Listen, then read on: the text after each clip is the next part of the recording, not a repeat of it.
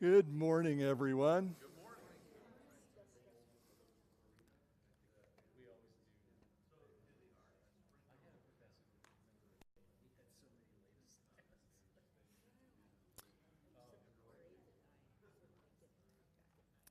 Welcome to the adult class for the month of May, and you are stuck with me.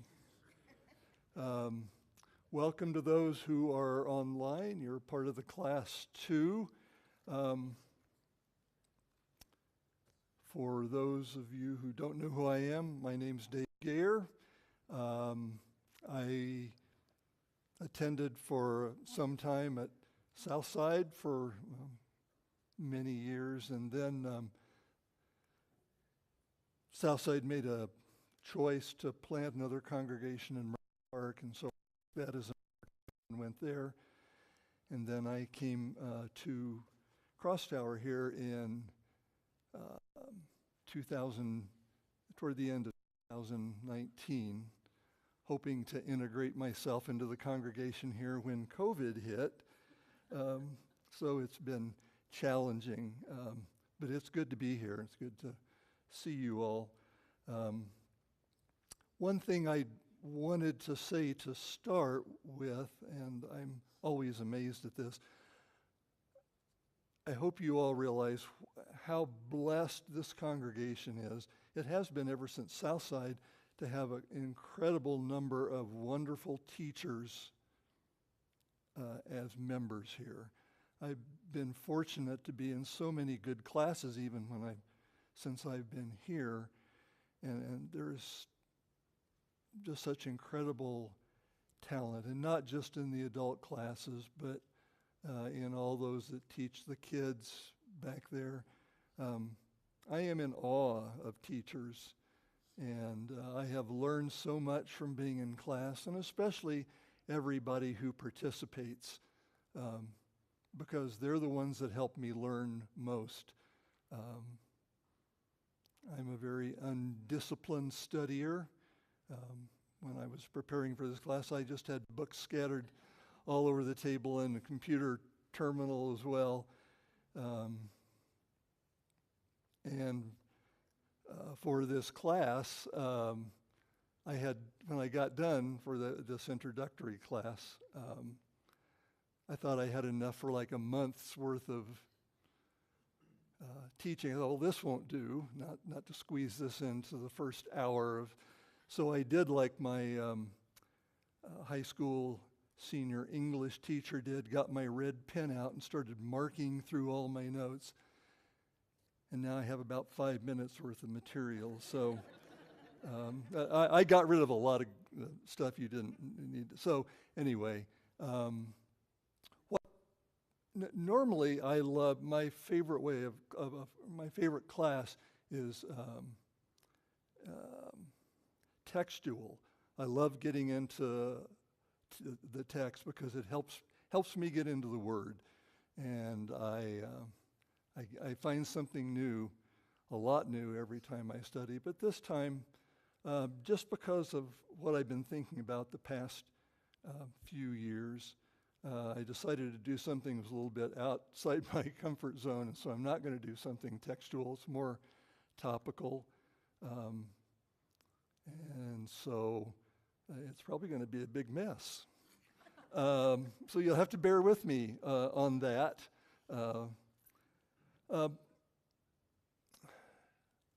Over the past few years, and I will admit to this, and I probably shouldn't, but I do, I have felt, this is before COVID, but I've felt an increasing anxiety about me, unease, discomfort, maybe discouragement, as I look out at the world I'm living in and see a world that's so different than my perception of what it used to be.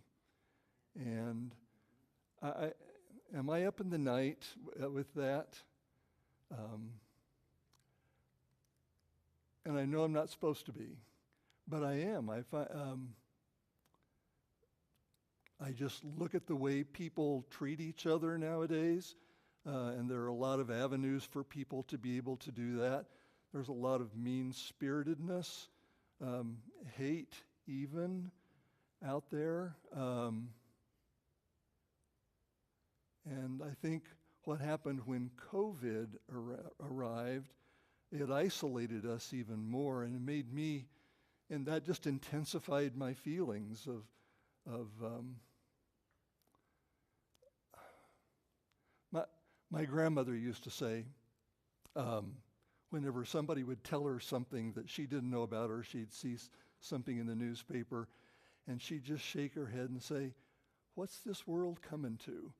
She said that a lot, and I get that now. I've said that a lot myself recently, and I'm trying to figure out how to get past that. What's triggered that in my mind? I mean, really, after COVID started and we were locked down, and then there were riots all over the country. We had riots in Salt Lake City, and I wondering, I felt for my safety and my security, and what's up with that? So that prompted me to do a study on my own, because that was not how I was supposed to be feeling.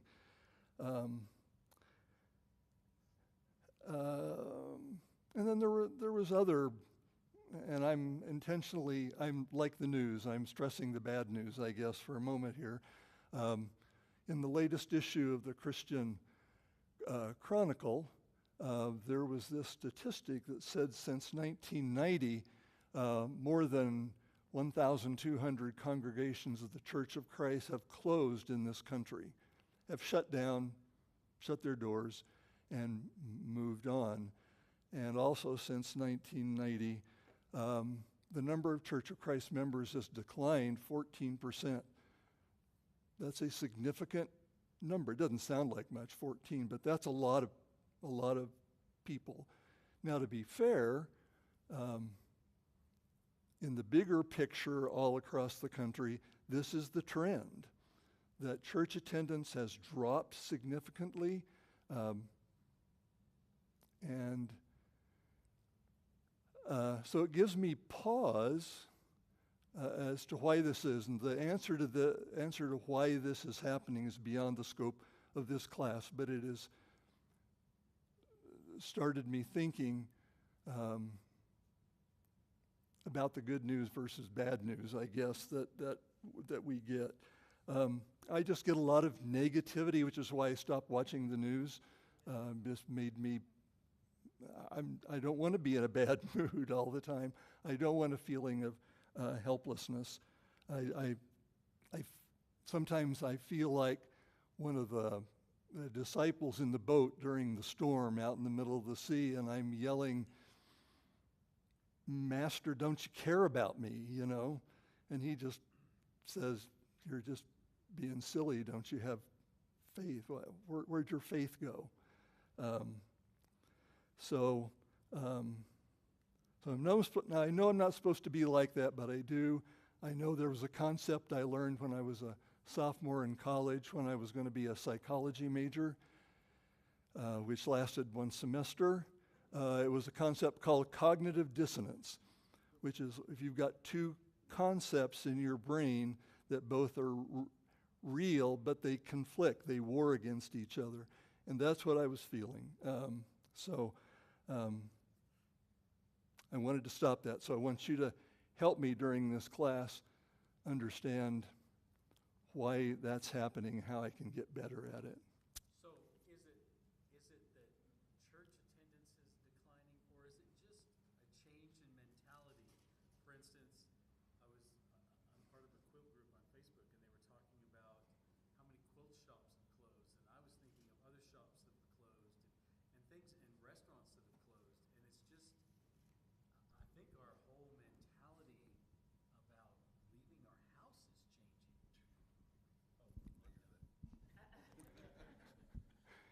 And I don't think it's focused strictly on church attendance. I think it's just in general. We're just not leaving our houses anymore. I think that's probably right, that there is a bigger picture here of which church attendance is part of. So it may not just be that people are less religious now. I think people view spirituality differently. Everybody has a different definition of that, and maybe we'll talk about that a little bit. But it's just difficult for me. So we're going to start into the class, and that's kind of where that sets the stage for what we're going to do. If you'll pray with me, please. Dear God, thank you for being here with us this morning. We realize that you are the creator of all things and that you take care of us. You give us all we need. Help us in this class to look at your word, to look at it in spirit and in truth. Help my unbelief, Father, this morning when things get tough. And I pray this in the name of Jesus, our Savior. Amen. So I'm going, for better or worse, we're going to indulge in pop culture here. And I'm going to ask you two questions, trivia questions, since I like trivia questions. And the first one is easy.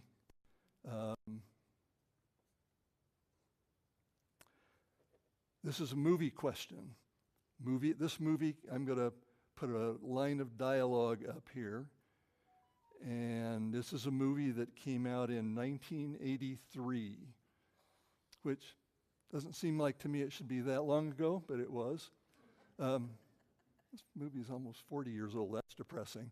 So here's the dialogue. Oh, how about this one?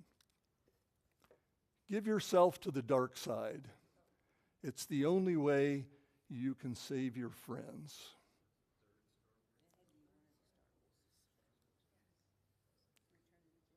Return of the Jedi. Who's talking? Darth Vader. And who's he talking to? Luke. Okay. So, oh no! I was going to ask if there's anybody out there who hasn't seen one of the original 3 Star Wars movies, but I'm not going to. This is a crucial line, and it has been in the. Since most of you at least have seen these movies, if you were to summarize the Star Wars canon, fans will tell you that the only 3 real movies are the first 3 and the last 6 don't count. But if you were to characterize the theme in just a few words, how would you characterize it? Good versus evil. There's a good one. I mean, there are probably a lot of answers to this question.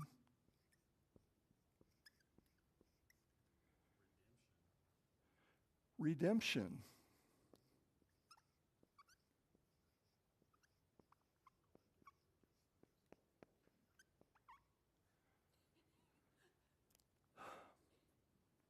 So in the Star Wars movies, good is represented by what? The Force. And evil is represented by? Thank you. That was with emphasis.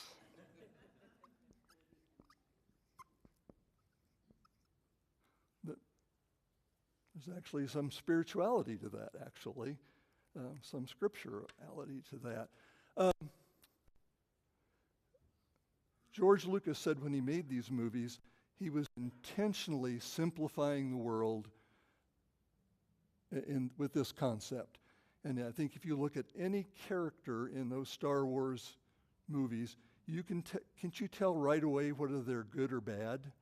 You just look at them, the way they act, you know right away. And he intentionally did that. Now, the real world isn't like that. It's not black and white. It's not always good versus evil.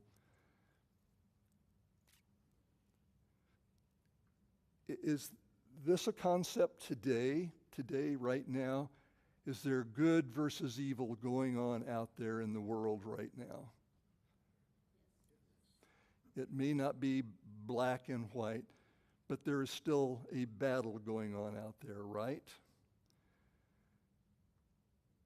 It makes headlines nearly every day.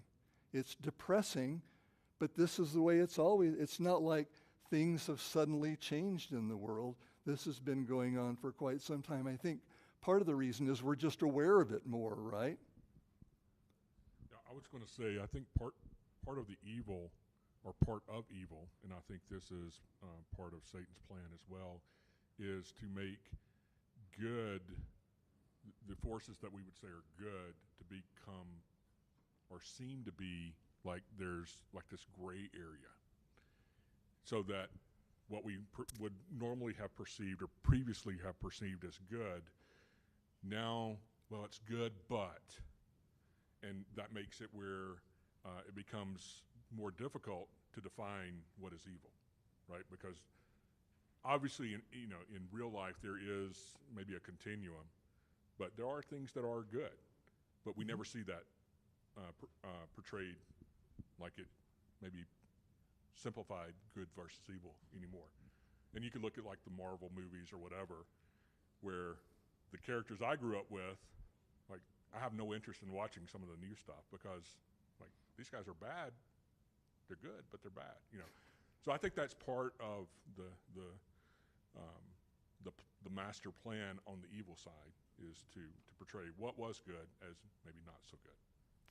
I think that's right. I think there is a huge gray area nowadays, and it makes it more difficult to discern what's going on. Yes, sir. Well, I was going to say, is this on? Hello? Can you hear my voice? Okay, cool. I was going to say just to that was, especially, it seems like in this culture with the younger generation, and I'm only 43, so I still consider myself pretty young. They take things that are, I'm gonna say, evil, and they warp it to seem like it's good. Case in point, you got the riots like you talked about earlier. I'm okay with a protest, like make it peaceful, get your point out. But once you go into, well, I was justified by killing him because I felt that he said something to me, and I'm justified, right?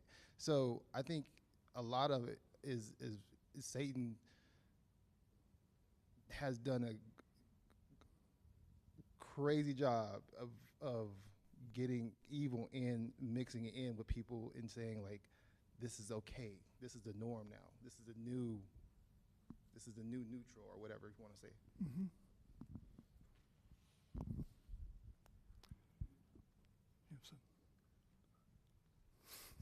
You get the microphone this time. Kind of along the same lines, good is no longer a universal concept.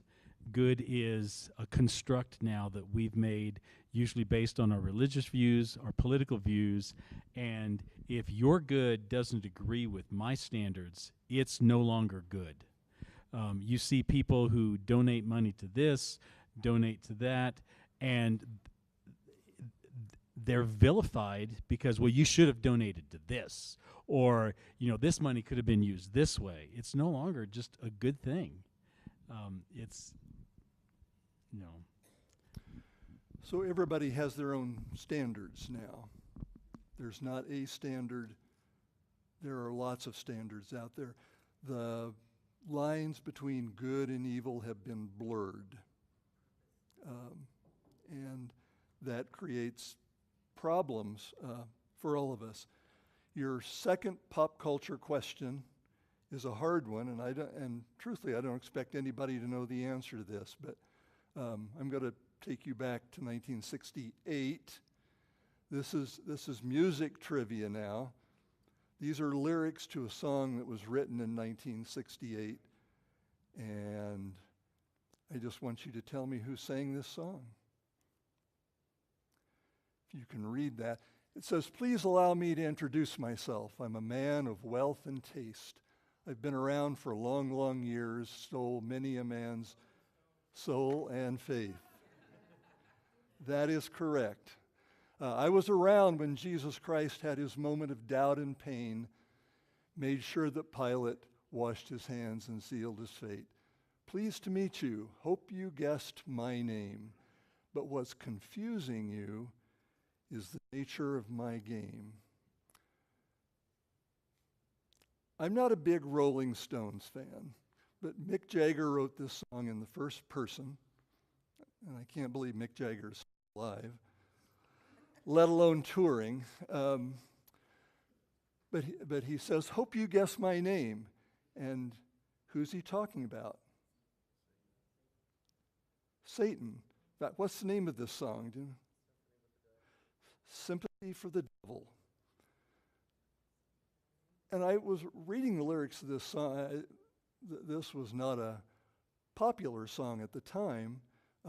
It was never a single, so it never made the pop charts. They didn't play it on the radio until FM came along. But I like the end of this particular series of lyrics when he says, "Hope you guess my name. What's confusing you is the nature of my game." And so that's going to be the topic of this class, the nature of my game. Now, game maybe is a little too frivolous because a game signifies that there aren't very many significant consequences. For Satan's game, there are definite spiritual consequences to his game. So if the word game, if you don't like that, you can use the word schemes instead, because that's very scriptural.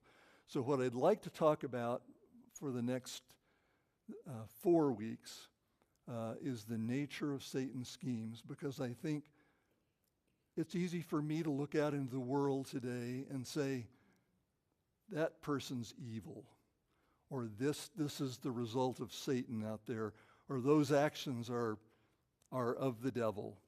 When the question I should be asking, how is Satan affecting me? Because he is.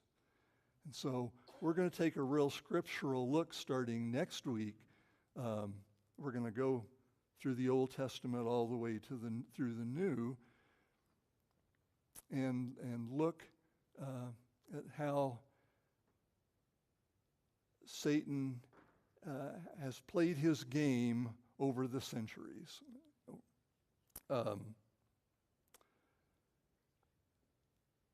Over the last few weeks, I've looked at a lot of polls that have been taken regarding spirituality in America.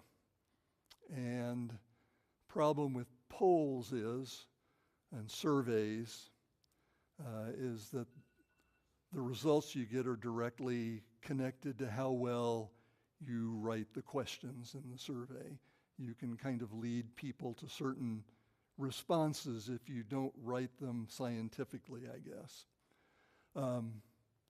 What would you say? But I think there are some trends.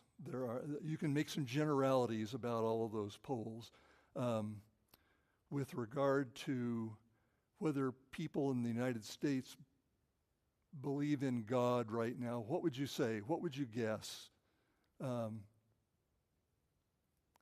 people's response to that would be? And if you make God kind of a general term, you don't specify it very much. Do most Americans believe in God, do you think? 88%. Yes, the number is close to 90%. Now, if you narrow down the definition of God and make him like all-powerful, all-knowing, active in this world in day-to-day activities, that number drops down.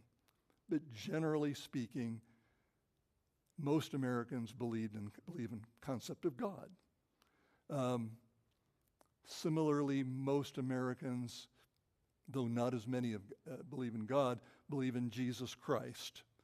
And some of them have a problem with who he is and who he claimed to be. But most Americans believe that Christ really existed. What about Satan? What do most Americans, do you think about Satan and their belief?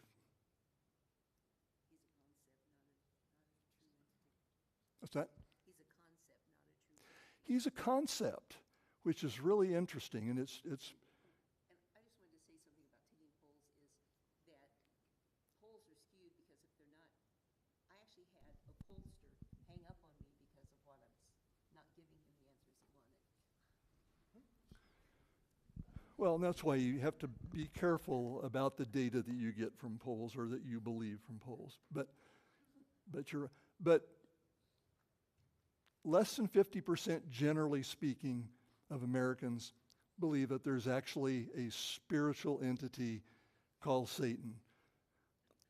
Lots of people believe in, including people who profess themselves to be Christians, believe that Satan is more an idea, a concept, a summary of everything that is evil, but that he is not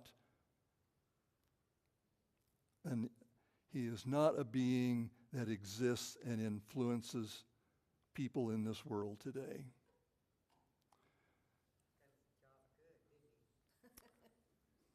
Exactly. Real quick, I'm going to go to pop culture for a second because that's where you're at. I don't know if anybody has ever watched the show Stranger Things in here, but basically there's the world and then there's the upside down. And the upside down is so opposite to the world. It's obvious that it's awful and wrong and terrible. And what I've been discovering is that Satan doesn't have the upside down. He has just left of the gospel, just off.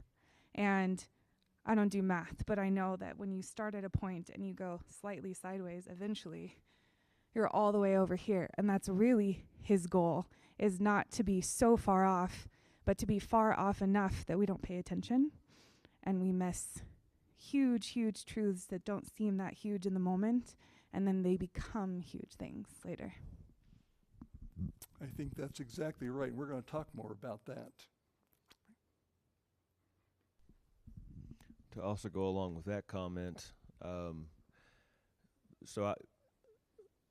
my point is, but God also appears in places that you don't expect, and this song is actually one of those. About 15, 20 years ago, I was in a church class called The Gospel in Rock, where we went through rock songs by artists that they're not Christians. They do not profess, they don't, and yet you can see, God present in a lot of things. Now, Satan still, I agree, I think Satan wants to say, hey, look, God's here, so this must be good. Whereas a lot of times instead, the typical message is, no, you really need to be thinking about what your perceptions are. Here comes the microphone. Mr. Microphone. I was just thinking, as we were talking about the blend, how good and evil or evil blended in with good. Well, Satan's been doing this from the beginning of time. If you go back to Adam and Eve, he went to Eve and go ahead and eat that. You're gonna be more enlightened. You're gonna become just as equal as God if you eat this fruit, and you're gonna see things that. And so this is nothing. It's nothing really new. It's amazing to me, as humans, how we do get wrapped up into this common theme of good and evil, and what's the standard, the new standard. No, that's exactly right, and we're going to, that's what we'll start talking about next week, that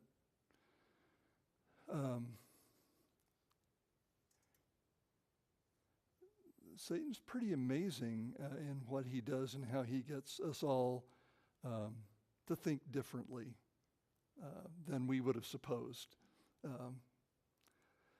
So we're going to take a closer look at that next week. I'm old, so I remember the 1970s. So on one hand, we have a lot of people who do not believe in the existence of Satan at all. They just say, that's a dumb concept. How could somebody like that really exist? On the other hand, there have been times in our country's history and in our society where we have obsessed over things. And in the 1970s seemed to be a peak, kind of, to me at least, where there was a big interest in Satan, in satanic influence, in demon possession in our popular culture. And if any of you just happened to be around part of the 1970s, you might have remembered some movies that we became obsessed about. Well, The Exorcist was a big one. There was the Omen, Rosemary's Baby. See, you're the I'm glad somebody's an expert here. But no, and basically those are terrifying movies. Oh, you're going to TV series now. Okay, yep, Dark Shadows, same thing. Same time period. Popular music during the 70s kind of peaked because kids, believe it or not, found out that that there were things that their parents didn't like. The concept of evil and Satan was one of them. So there were lots of groups that came along. Alice Cooper, Black Sabbath, Ozzy Osbourne, all my favorites. But I suppose some of them glorified Satanism, but a lot of them built up that mystique, much like the Rolling Stones built up the bad band guys versus the Beatle good guys because of marketing. There was a market out there for it, so they fed into that, being bad, or sold records, sold movies. So there seemed to be two completely opposite views of Satan. And C.S. Lewis, in this book, The Screwtape Letters, which I think is one of the most brilliant books ever written for my, had this to say about that. There are two equal and opposite errors into which the human race can fall about devils. One is to disbelieve in their existence. The other is to believe and to feel an excessive and unhealthy interest in them. The devils themselves are equally pleased by both errors. I think that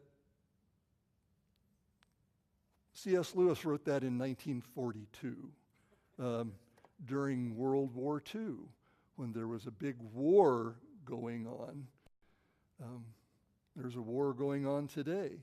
And I wasn't alive during World War II, but I don't know what people felt at the time about whether they felt threatened, felt an evil influence by people that they could personify evil with. The problem with us today, and it's been kind of said already, is that we've made the concept of Satan and the devil into very different kinds of things. One is this kind of terrifying, scary Satan. That's the one that pop culture likes to play into because it sells. The other way that we've made the devil and Satan differently is to make him cute, is to make him seem non-threatening. I mean, Randy talked about this several weeks ago. He put another version of how we view the devil today, and everybody said, well, he's got a trident, and he's a pitchfork, he's got a tail, he's red, he's got horns. This caricature has all those things, and that caricature hardly seems threatening to me. So we've watered down, we've diluted the concept of what Satan is, why? How has that happened? I mean, honestly, when little Debbie can sell stuff like Devil Cream, why? How has this happened? It is marketing. I mean, and to be truthful, there are lots of products out there that use the image of devil in some way, and you can buy salsa, flour, shoes, and all sorts of sports teams have enveloped devil into their name and their logos. So the nature of devil is kind of bland anymore, right? I mean, it seems to me. Maybe I'm wrong about that.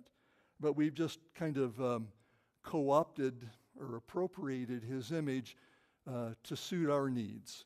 Sometimes that's for money, and sometimes it's to make ourselves think that Satan really isn't who he is, that he's not threatening, that it's a concept, and that Satan is not real. So this is what I want to look at the next few weeks. I want to look at Satan's game, the nature of his game, the nature of his strategies, his wiles, because there's a lot that the Bible has to say about that. We had a class a few weeks ago about David and his strategies in warfare. And I was reading an excerpt from a book that's called The Principles of War by James Wilson.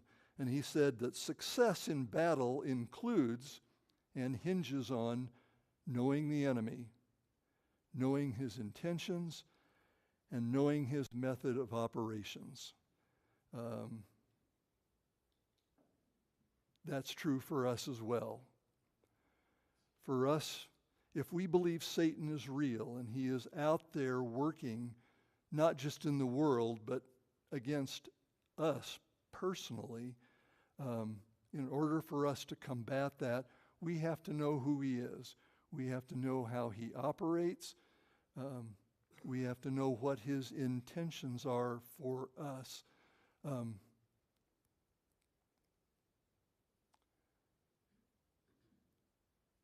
Coaches, sports coaches know this. In order for them to win a particular game, they will go out and they will look at films of their competition, of their opponents, because they want the best chance of defeating their opponent. CEOs and entrepreneurs know this. They want to know who their competition is out there in the field so they can get a leg up and sell more product. So it's not a foreign concept, but it is a concept that's vital to us to know our enemy, because he is that. And I apologize that we haven't used much scripture this morning. We're going to correct that next week. But the scripture that I want to leave you with is really the theme. It's really, if you're going to cut to the chase of this class and spoil the ending of it, it's this verse from 2 Corinthians. Paul says, I've forgiven in the sight of Christ in order that Satan might not outwit us. And here's the key, for we are not unaware of his schemes. If we're surprised by the devil, we're going to be taken down by him. If there have been, in American history, in warfare, there have been surprises in battle. Can anybody think of any right off the top of their head? Pearl Harbor. The Japanese were sitting down at the negotiations table. At the same time they were doing that, they were planning and executing the attack on Pearl Harbor. That was a surprise. I've read lots of stories of generals who read books by their opponent in order to get into their mind, to know them better. What we're going to do over the next 4 weeks is to look at the enemy. We're going to look at Satan starting in Genesis, going through Revelation, essentially, because there's a lot that we can know. Satan wants to outwit us. He knows us pretty well. Paul says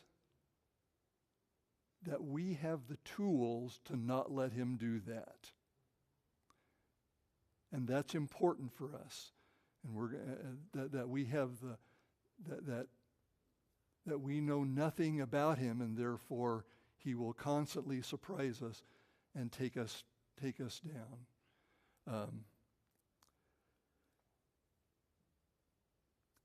So an assignment for you next week, 2 assignments really.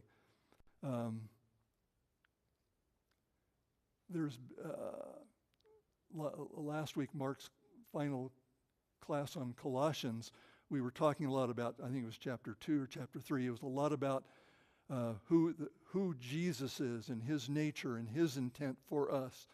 And he mentioned that there were a lot of names for Jesus in that chapter. And you all have seen posters that have all the names of Jesus, and they're just covered with names. Same thing, so there's things like the Good Shepherd and the Bread of Life. Same thing for God. We have posters that have all the names of God, the God of all comfort, and Yahweh and all that. I've never seen a poster with the names of Satan on it, but he's called by a lot of different descriptions in the Bible. And so I want you to come up with one that you found, one description or name for him, and we're going to talk about those. And the second thing is a bit of trivia, and it'll be easy to find the answer to this. But what is the first place in the Bible where Satan is named? Satan named by name, by Satan. One clue is that he was tempting somebody and he was being successful at it. And the other clue is that it's not in Genesis and it's not in Job. So find the first description, the first time that Satan is actually named in the Bible. That'll be your trivia question for next week, and we will start with that, Dale. I have another pop reference for you. Oh, I love pop references. We came in late, so you may have already mentioned the Louvin brothers. Did you talk about them? No. No. Okay. Well, this goes back a lot earlier than the 70s. But they did have a hit named Satan is Real. And it begins with a narration. It's an old man in church. Well, the preacher is preaching on heaven is real, raises his hand and says that's true, but Satan is real too. And then the song begins. And the song is, the album that it was part of is famous for the album cover. They got a stack of tires and set them on fire. And then they stood in front of it and had a picture made. So, Louvin brothers. I mention that because I'm preaching this morning in Randy's absence, and my sermon is about heaven is real. And I'm talking about Revelation. I'm not mentioning hell, but I just want you to know that I believe that hell is real too. Okay? Thank you. We'll get the other side of it this morning. So, all right, thank you for being attentive to class, and maybe it'll get better next week. And this probably is the first time we've ever named an adult class after a Rolling Stones song, but hopefully it'll get better. Thank you for all your comments.